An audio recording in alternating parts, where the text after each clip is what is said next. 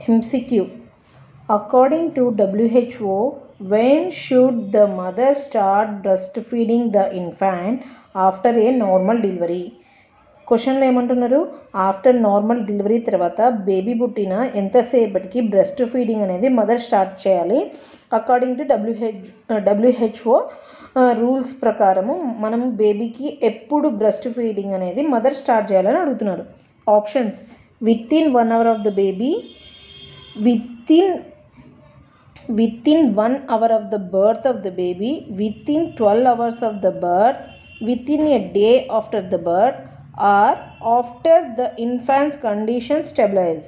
So యాక్చువల్గా WHO ఏం చెప్పిందంటే breast feeding should be started with in 30 minutes to 1 hour or as soon as possible in a normal delivery if baby is very in a stable condition.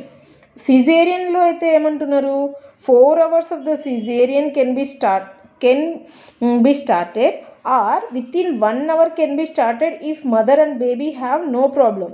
ఇలాగా baby and mother ఇద్దరు stable కండిషన్లో ఉంటే caesarean టైంలో 4 hours, with in 4 hours అయినా start చేయొచ్చు, లేదు అంటే 1 hour కైనా స్టార్ట్ చేయొచ్చు. ఇప్పుడు నార్మల్ డెలివరీలో అడుగుతున్నాడు కాబట్టి క్వశ్చన్ నంబర్ ఏ ఆప్షన్లో with in 1 hour of the birth of the baby.